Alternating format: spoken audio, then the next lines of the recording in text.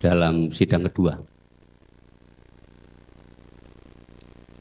Kami sangat tertarik dengan penjelasan ahli yang disampaikan tadi bahwa suatu putusan itu lengkap dan mencapai kebenaran material sesuai dengan ketentuan pasal 197 KUHP itu adalah huruf A sampai dengan F. Di mana titik yang krusial yang paling penting adalah pada huruf F, H, dan D. Yang ingin kami tanyakan kepada ahli untuk penegasan. Jika di dalam putusan itu mempertimbangkan tentang kemampuan bertanggung jawab seorang pelaku. Kemudian di sisi lain, di situ juga ada pertimbangan yang bunyinya tidak diketemukan alasan-alasan pemaaf maupun alasan-alasan pembenar. Kami ingin pendapat ahli.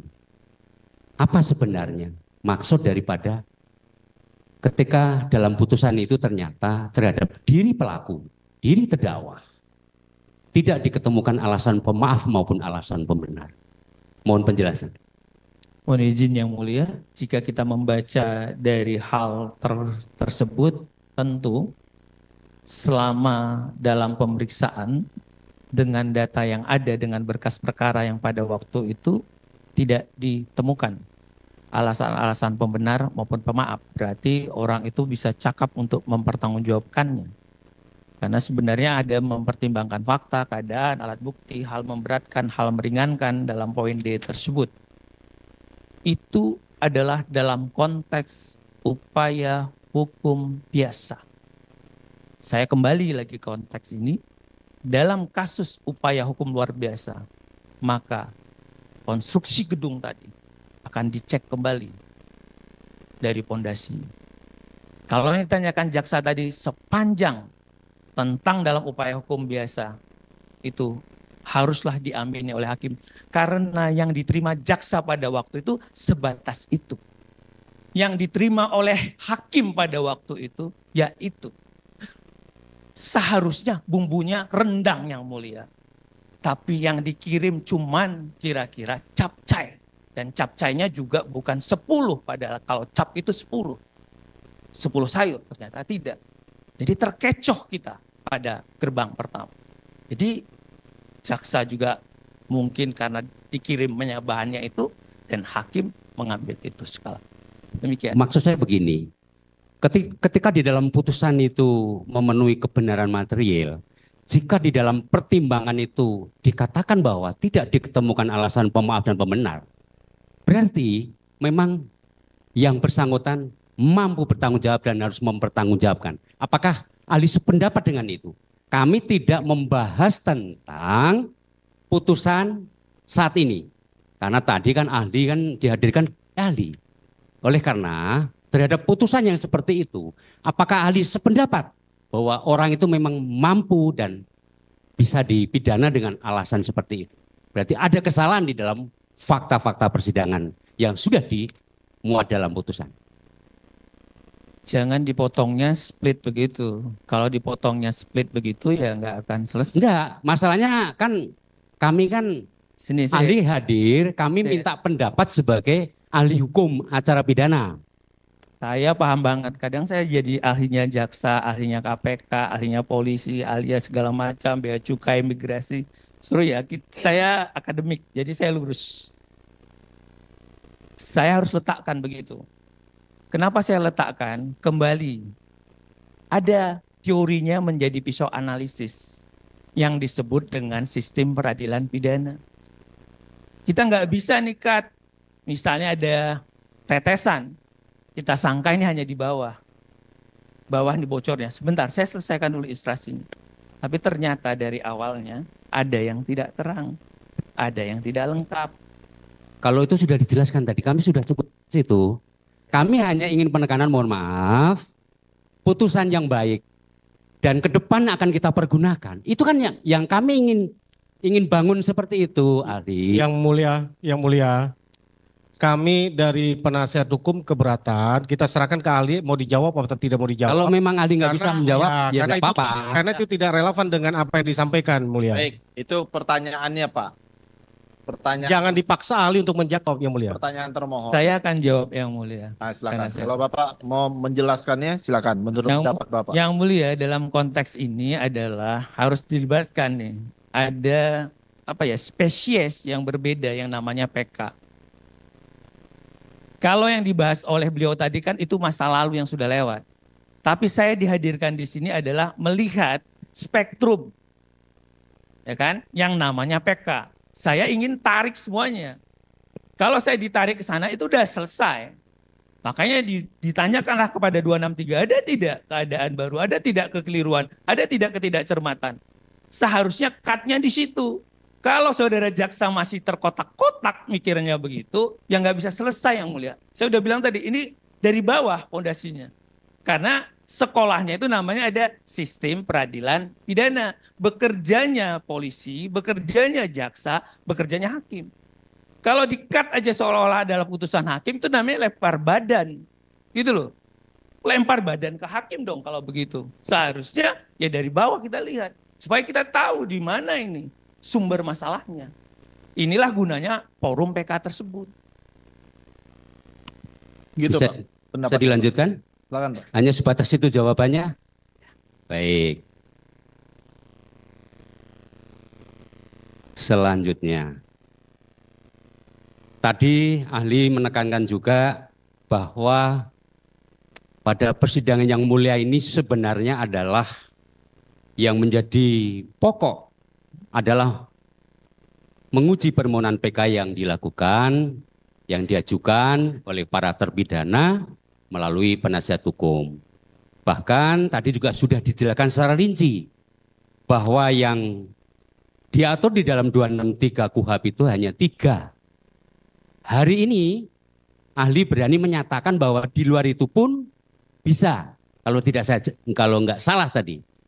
Walaupun dari hasil persidangan terhadap novum atau fakta yang dihadirkan oleh pemohon, prinsipnya kami tetap dengan tanggapan memori yang kami ajukan. Pertanyaan yang lainnya. Kembali ke masalah, karena ahli hukum pidana berkaitan dengan teori sebab akibat atau dikenal dengan kausalitas, bahwa perbuatan seseorang itu juga mempertanggung dengan akibat, jadi ada hubungan. Nah, menurut ahli ini hubungan sebab akibat dalam hal untuk menentukan bahwa terjadi adanya suatu tindak pidana yang menimbulkan akibat, apakah teori kausalitas itu masih relevan dan perlu menjadi pertimbangan di dalam putusan? Mohon pendapat ahli. Terima kasih Saudara Jaksa Penuntut Umum. Tentu di dalam pidana pasti akan dikaitkan dengan teori kausalitas yang nanti akan dikaitkan dengan teori kesengajaan ataupun kelalaian dan segala macam. Itu akan ada sinergis dan segala macam. Namun di dalam teori kausalitas yang paling pertama dulu adalah selain peristiwa, subjek hukumnya. Orang yang dituju. This, siapa? Sewaktu teori kausalitas itu harus lengkap, duduk dulu orangnya. Kalau orang ini benar-benar pelakunya, kalau orang ini benar-benar dimintailah pertanggungjawabannya dan ditarik akibat perbuatan saudara ini, karena orang itu luka, orang itu mungkin luka ringan, luka berat mengakibatkan kematian, maka atas perbuatan saudara tersebut haruslah dimintai pertanggungjawaban secara hukum sepanjang tidak ada alasan pembenar dan alasan pemaaf. Tapi dipastikan dulu apakah subjek hukum ini benar-benar baru ditarik kepada teori kausalitas. Baik. Selanjutnya, tadi memang termohon sudah menanyakan mengenai adanya upaya penangkapan, penahanan, ketentuan pasal 56.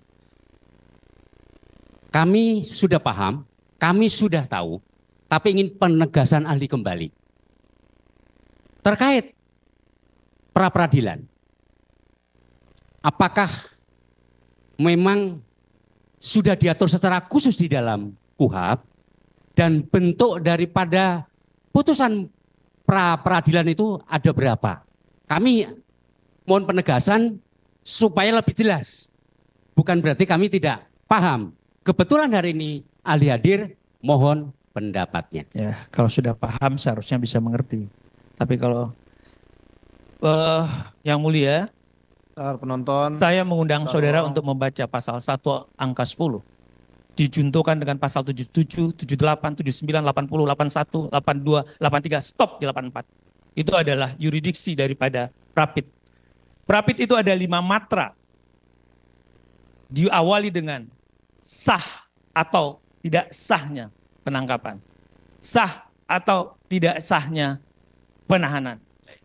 Sah tidak sahnya mungkin penghentian terhadap penyidikan atau penuntutan.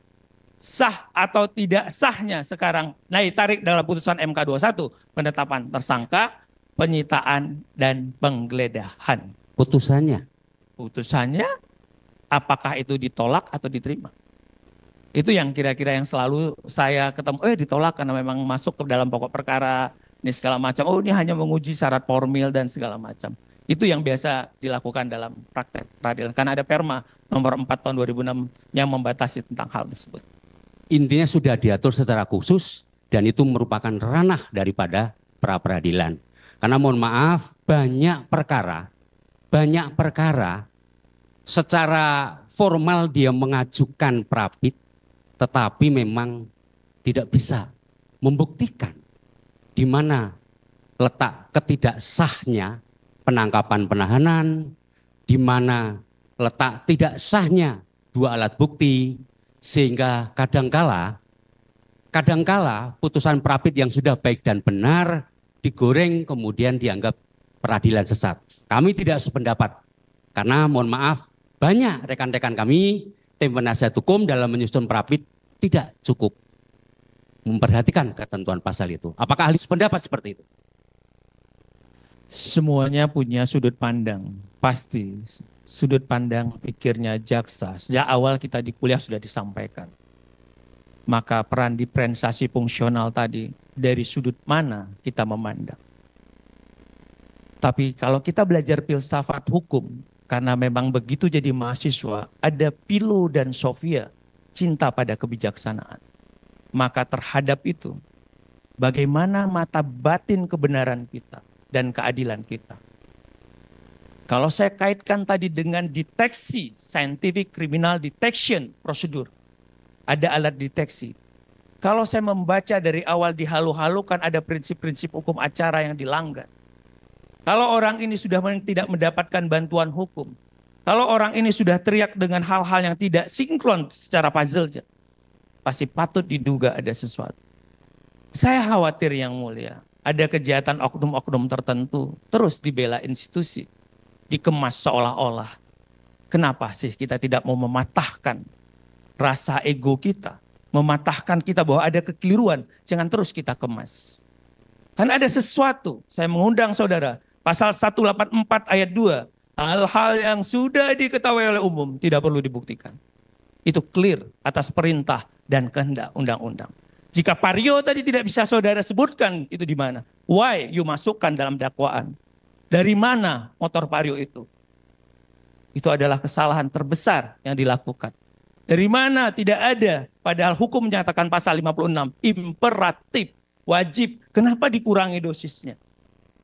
Maka dari perkara ini patutlah kita duga ada pelanggaran-pelanggaran dan prinsip-prinsip yang dari awal dilompati. Ya akhirnya orang yang melompat itu pasti kena, pasti jatuh.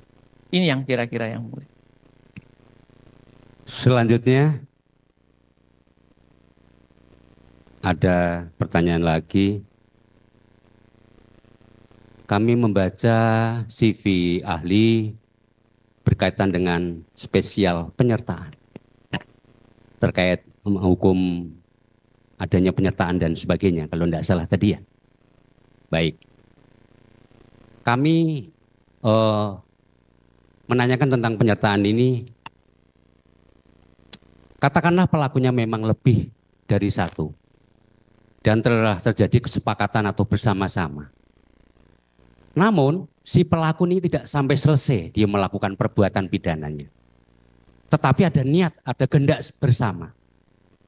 Apakah terhadap kasus yang ikut melakukan tindak pidana tetapi tidak sampai selesai, menurut pendapat ahli, bisakah itu dianggap sebagai penyertaan? Mohon pendapat ahli. Siap, yang mulia, ini diatur dalam pasal 55 dan 56. Di situ sangat jelas. Sepanjang ada keinginan yang sama, sepanjang ada perbuatan fisik yang bersama, tentu dapatlah dikategorikan. Tapi untuk itu juga ada juga dalam pasal pidana yang menyatakan tentang percobaan pidana. Karena tidak selesainya perbuatan tersebut. Akhirnya jaksa biasanya akan mengidentifikasi dalam dakwaannya yang mulia. Kualifikasi apa yang dikenakan kepada orang yang tidak selesai. Kualifikasi pasal yang mana yang harusnya diterapkan. Jangan dipukul rata seperti dalam kasus ini. Ini yang memang menurut kita kurang begitu tepat. Tapi yang disampaikan oleh saudara jaksa adalah relevan. Yang tidak dilakukan adalah identifikasi atas persoalan ini. Si A melakukan apa, si B melakukan apa. Kalau hanya cuma memukul, kalau hanya ini kan ada pasal-pasal lain. Makanya bukan didakwakan dengan pembunuhan seperti dalam perkara ini. Kami lanjutkan. Ketika kami membaca atau menafsirkan ketentuan 265 KUHP, selaku termohon menjelaskan bahwa pada pokoknya ketentuan 265 KUHP mensyaratkan hakim yang ditunjuk terkait sidang PK bukanlah hakim yang menyidangkan perkara semula. Sedangkan hakim yang ditunjuk menyidangkan perkara PK dibatasi kewenangannya, yakni sebatas penilaian formal. Sedangkan penilaian material merupakan kewenangan Mahkamah Agung RI. Yang kami tanyakan dan perlu pendapat ahli berkaitan dengan pendapat-pendapat ahli maupun yang telah ditanyakan oleh tim penasihat hukum, makna dari 265 yang seperti ini seperti apa? Mohon penegasan ahli. Karena ahli adalah ahli hukum acara pidana. Itu 265 ayat berapa ya? Pasal 265 semua. 265 itu Iya. ada ayat 1, ayat 2, ayat 3, ayat 4, Betul. ayat 5. Kalau kita masuk satu komplek bingung kita. Baik.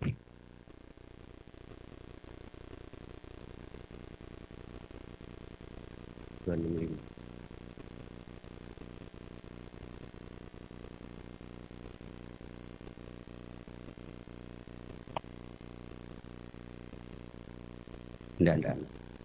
Yang ditanyakan ahli? Karena saya tidak melihat ada kata formal, hanya melihat formal itu di mana ya? Apa buku kita beda ya?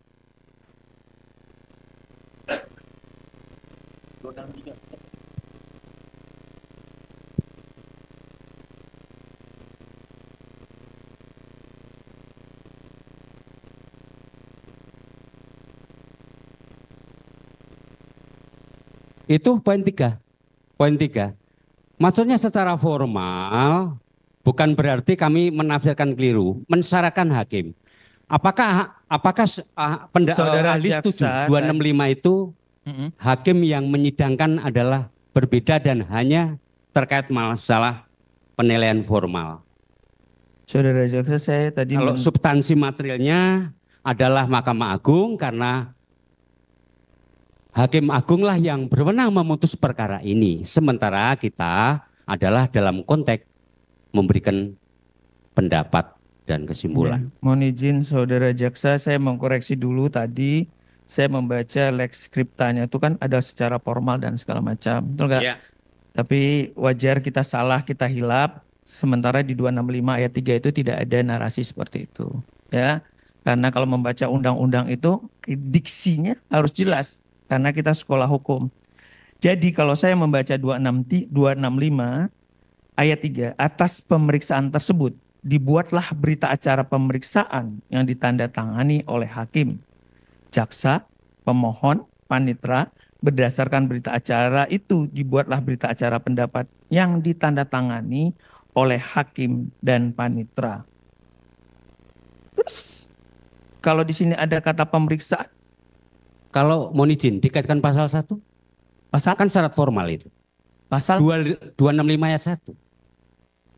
Ketua pengadilan setelah menerima permintaan peninjauan kembali sebagaimana dimaksud dalam pasal 263 ayat 1 menunjuk hakim yang tidak memeriksa perkara semula yang dimintakan peninjauan kembali tersebut memenuhi alasan sebagaimana dimaksud pada pasal 263 ayat 2. Untuk Betul. Berarti tafsiran 265 hakim yang ditunjuk menjalankan perkara sebatas penilaian formal. ya, kalau itu dibaca oleh orang yang sekolah ansih daripada membaca undang-undang. Tapi kita sekolahnya hukum. Hukum bisa ada rasa keadilan. Hukum tertulis dan tidak tertulis. Karena pendapat ahli maupun penasihat hukum yang lain juga berbeda. Kami menghargai itu. Nggak apa-apa. Makanya sepanjang kita menemukan gejala deteksi fakta-fakta tadi, Baik. jangan kita abaikan ada fakta-fakta Baik. yang kurang. Kami sependapat itu. Baik. Lanjut Pak, kalau ada pertanyaannya.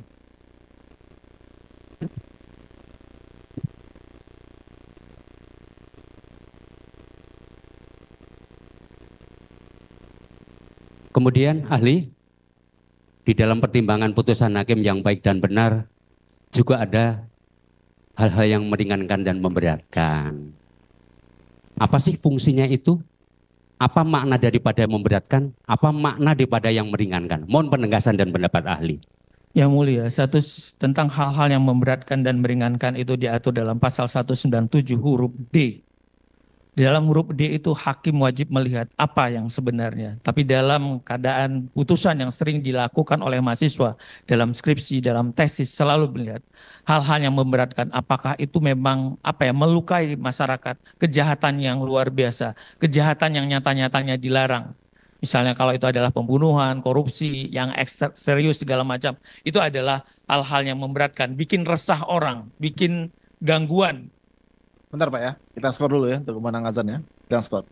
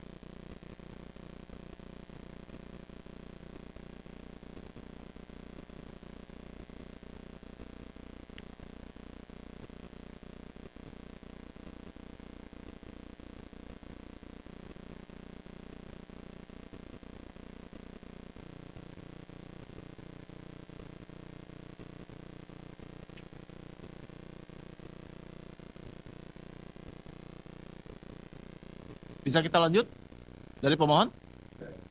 Dari termohon bisa? Ya. Skor cabut ya, sidang menyatakan terbuka untuk umum. Silakan Pak, dilanjutkan pertanyaannya. Baik.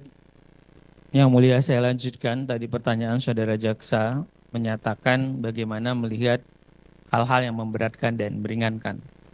Kalau tadi memberatkan sudah disampaikan, antisosial, keresahan dan segala macam, dan perbuatannya adalah serius, tentu itu menjadi pertimbangan di dalam persidangan. Hal-hal yang meringankan kalau kita lihat itu misalnya terdakwa jujur, tidak berbelit-belit. Hal yang meringankan usianya masih muda.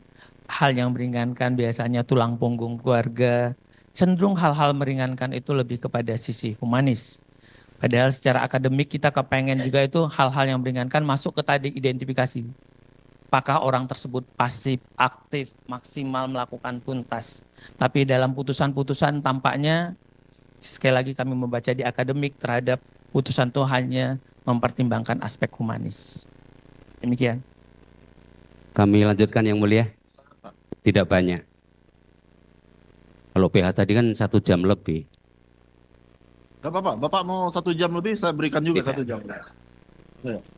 Ya. Kebetulan beliau Ya, jangan kesempatan Bapak yang ada baik minta berikan bisa 1 bertanya. jam. Bapak 1 jam setengah juga boleh. Silakan Pak. Baik, kami lanjutkan. Jadi hilang pertanyaan.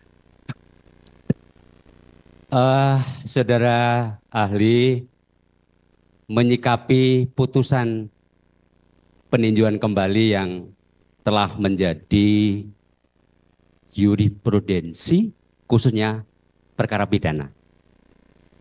Kalau tadi tim penasihat hukum menitik beratkan kepada 3 poin di 263 ayat 2 dan 3 KUHP, adanya novum, adanya pertentangan berbagai keputusan, adanya kekhilafan maupun kekeliruan hakim. Kemudian ahli tadi menambahkan hal yang baru.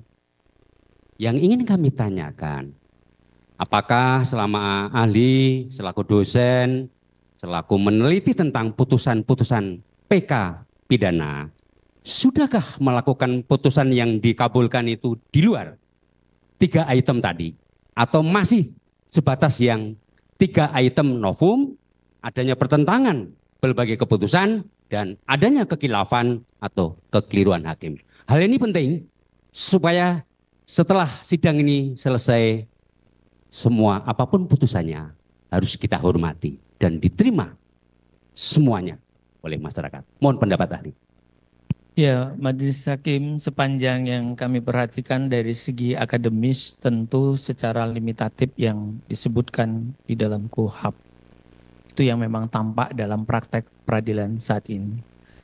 Tapi, namun PK ini sering sekali muncul itu bukan dari institusi itu sendiri, yang mulia. Jadi di luar. Jadi bukanlah ada pengakuan, oh kami memang salah, memang ada pelanggaran, tidak ada sepanjang PK itu. Lebih kepada munculnya keadaan baru, ada kadang hal kesaksian baru, seperti Rian Jombang, betul kan? Termasuk dalam kasus-kasus yang tertentu itu muncul. Ini yang kadang mempertimbangkan Majelis Hakim Mahkamah Agung untuk melihat operandi itu. Oh ini ternyata ada nih orang lain yang mengaku, padahal nggak segala macam. Itu yang tadi kita bilang, kok bisa di tingkat kita lolos? Apa yang dilakukan pada waktu itu? Alat bukti apa yang dilakukan pada waktu itu? Padahal orang sudah dijatuhkan hukuman tetap. Maka saya kembali kepada esensi jiwa ruh daripada peninjauan kembali tadi. Ada hak originalitas. Padahal ini adalah panggung pembelaan buat si terpidana. Saudara jaksa sebenarnya you clear, kamu sudah menyelesaikan pekerjaan itu secara baik. Tapi izinkan hari ini terpidana menggunakan hak originalitasnya, entitas dia atas kekeliruan negara menghukum, atas orang-orang yang menghukum dan merampas hak dia. Sehingga dia bongkar kembali konstruksi tersebut. Dan kembali ke dalam sistem peradilan pidana. Dimulai daripada pintu masuknya perkara. dengan azas diferensiasi fungsional tadi. Di situ kira-kira titik poinnya yang mau saya sampaikan yang mulia. Ahli, tadi ahli juga sempat melakukan semacam eksaminasi perkara terkait pertanyaan PH mengenai DPO, kemudian hal-hal dalam putusan yang tidak sesuai, sinkron dan sebagainya, bahkan menafsirkan tentang ketika DPO para saksi sudah ke rumah. Kami juga mencermati putusan secara klik. Kalau menurut ahli tadi kan harus klik, telusur, telisik, teliti. Izinkan kami berbeda pandangan. Oleh karena itu, apa yang disampaikan dan ditemukan oleh ahli terkait eksaminasi perkara dalam hal ini kami keberatan, oleh karena beliau adalah dihadirkan dalam ahli hukum acara, bukan melakukan eksaminasi perkara. Walaupun beliau tadi sudah ada beberapa titik-titik itu.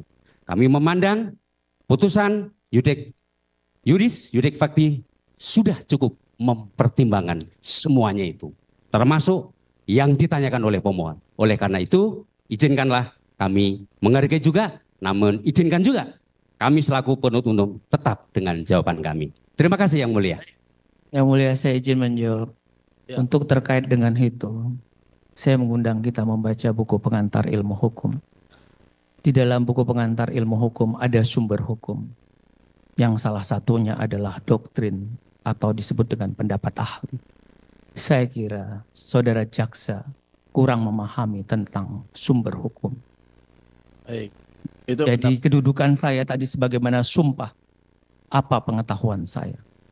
Karena saya dihadapkan pada bendanya, bukan pada kata-katanya. Saya membaca berkas.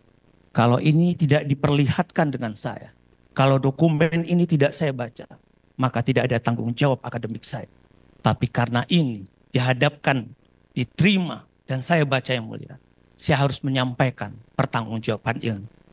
Berbeda tadi saya terima, tapi sekali lagi dasar saya, saudara jaksa harus membaca sumber hukum. Yang 5 itu salah satunya adalah doktrin. Kalau begitu dia diragukan memahami tentang sumber hukum. baik.